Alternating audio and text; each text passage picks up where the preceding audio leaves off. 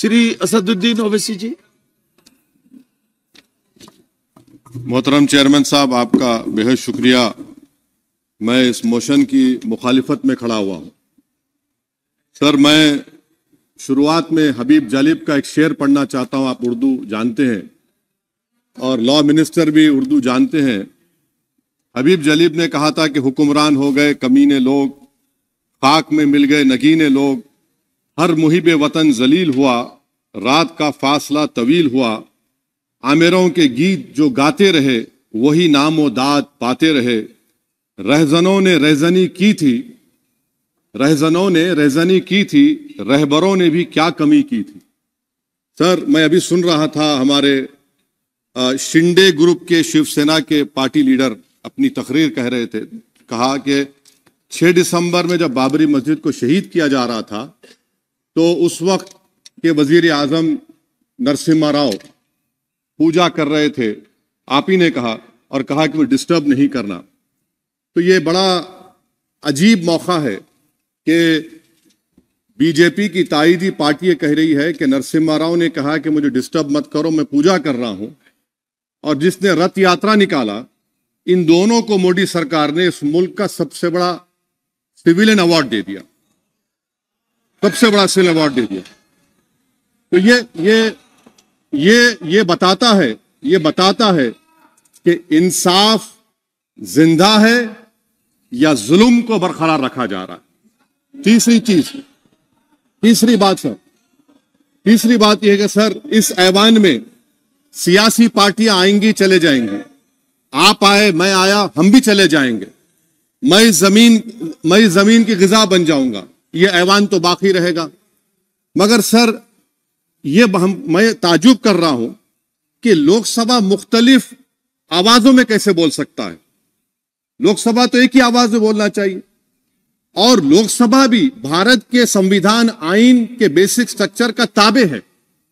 और सर, ये इसलिए कह रहा हूं कि 16 दिसंबर को ये ले कर देता हूं, 16 दिसंबर 1992 को इसी लोकसभा ने एक रेजोल्यूशन पास किया था। आप इजाजत दीजिए तो मैं पढ़ता हूं सर। दिस हाउस, अच्छा, ये गुलाम नबी उस वक्त के मिनिस्टर थे, आज नहीं है, उनका नाम नहीं लेना चाह रहा था। This house strongly and unequivocally condemns the desecration and demolition of the Babri Masjid at Ayodhya by and at the instigation of forces represented among others by VHP, RSS and the Bajrang Dal, which has caused communal violence in the country. Such act of vandalism was carried out not only in violation of order of Supreme Court, but amounted to an attack on the secular foundations of our country. This House expresses anguish at the happenings and wishes to reiterate its resolve that it will ceaselessly endeavor to uphold the secular and democratic traditions of our country and for the maintenance of rule of law. और एक paragraph है, नहीं पढ़ूंगा। मैं ताजुब कर रहा हूं कि जब इस ऐवान ने एक रेजोल्यूशन पास किया तो हुकूमत आएगी जाएगी, और हुकूमत ये मोदी हुकूमत जश्न मना रही है जो 6 दिसंबर को हुआ। तो ये एक बात है सर। चौथी बात यह है कि सर, नहीं, 6 दिसंबर के ऊपर कोई जश्न नहीं है। राम मंदिर के निर्माण की जो प्रतिष्ठा हुई है उसको संबोधन कर रहे हैं, और वो सर्वोच्च न्यायालय के द्वारा तथ्यों के आधार पर दिए गए निर्णय के कारण से हुआ है। सर्वोच्च न्यायालय का निर्णय है, तो तथ्यों के आधार पर निर्णय है। वो विषय आपने बोल दिया, ठीक है, ओके। परंतु जो मंदिर का निर्माण है वो नियमानुसार सर्वोच्च न्यायालय के निर्णय से तथ्यों को देख करके। एक सेकंड, आप इस्लाम के बहुत जानकार हैं, विद्वान हैं वैसे भी अब कानून के। यदि किसी अन्य धर्म के स्थान पर मस्जिद बनाई जाए तो शायद उसको मान्य नहीं किया जाता।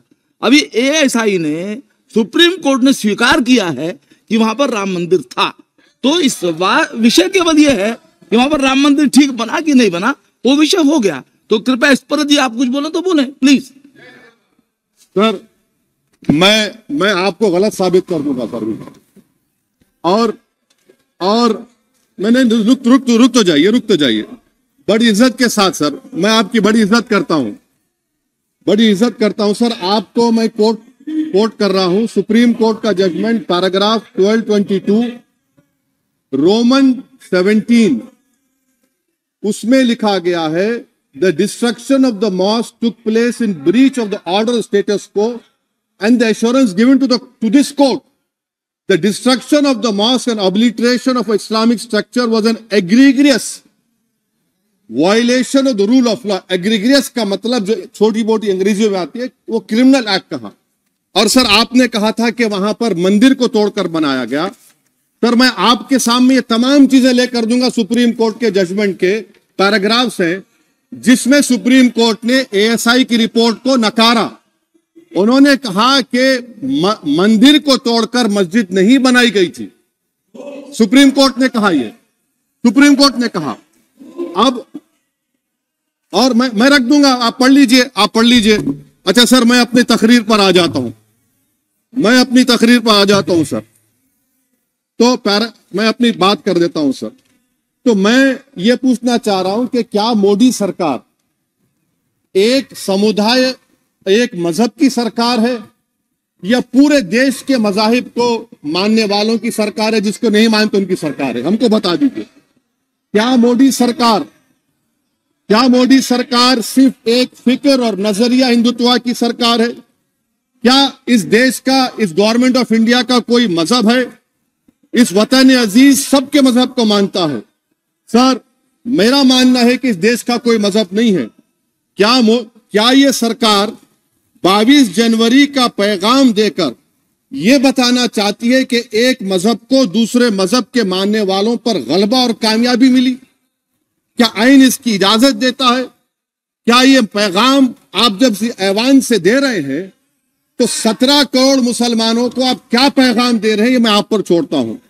सर 49 में धोखा हुआ, 86 में धोखा हुआ, 92 में धोखा हुआ, 2019 और 22 में भी इस ऐवान के जरिए हमको धोखा दिया जा रहा है।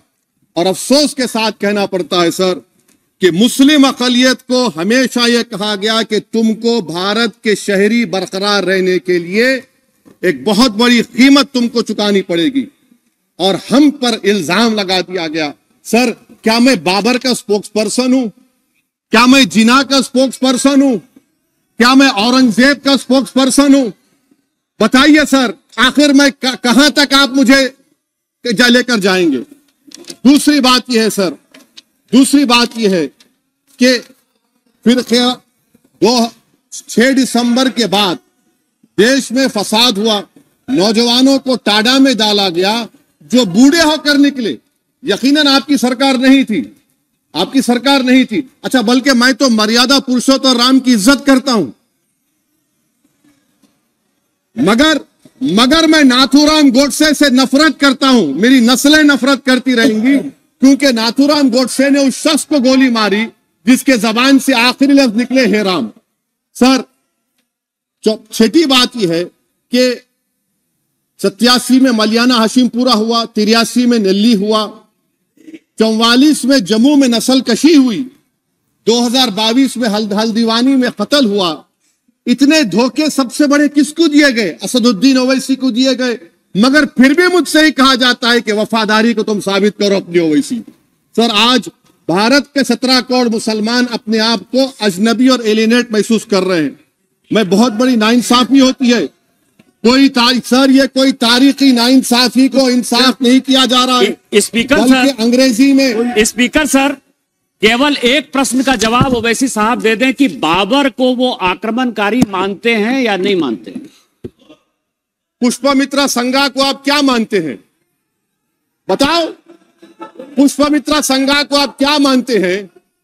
जम्मू के वो, कश्मीर के वो राजा को क्या मानते हैं जिसके पास एक फौज थी मंदिरों को तोड़ने के लिए? आप क्या मानते हैं?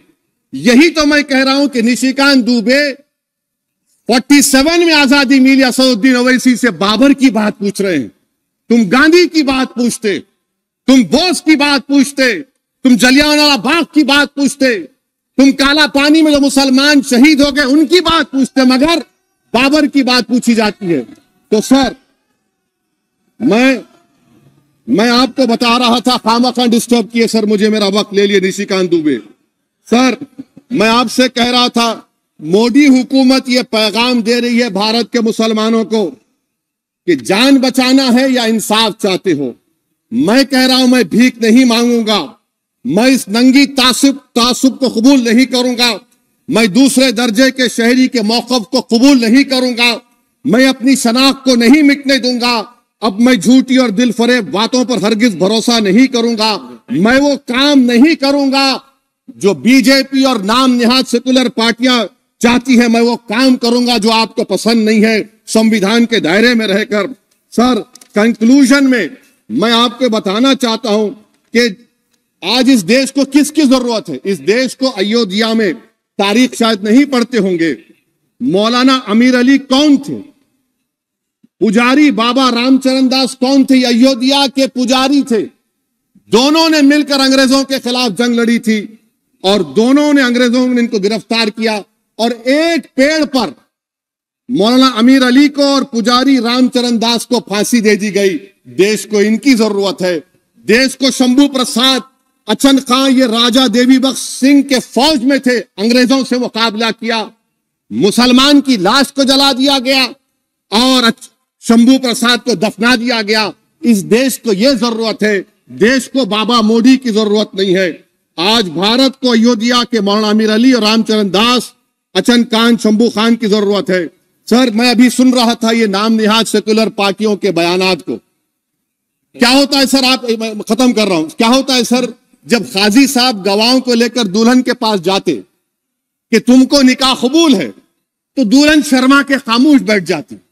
तो इनकी खामोशी रजामंदी की अलामत है। जी जी। तो सर, मैं खत्म करने से पहले यह बताना चाह रहा हूं कि जब वजीर आजम जवाब देंगे तो क्या वो भारत के 140 करोड़ जनता के लिए जवाब देंगे या फिर सिर्फ हिंदुत्व की फिक्र रखने वालों का जवाब, मैं खत्म कर जवाब देंगे। मैं ये देश, दुनिया, मुसलमान देख रहा है। सर, मैं आपको यह भी बताना चाह रहा हूं, आखिर में कंक्लूड कर रहा हूं सर, 1 मिनट चाहिए, 1 मिनट चाहिए सर। सर, मेरा मानना यह है कि आज मैं बहैसियत एक भारत के गयूर मुसलमान के, let me stand as a tall Indian Muslim and say that the light of Indian democracy today is at its dimmest today, sir. Sir, in conclusion, मेरी फिक्र में, मेरा ईमान मुझे कहता है कि जिस जगह पर मस्जिद थी, है और रहेगी, बाबरी मस्जिद है और रहेगी, बाबरी मस्जिद जिंदाबाद, जिंदाबाद, भारत जिंदाबाद, जय हिंद।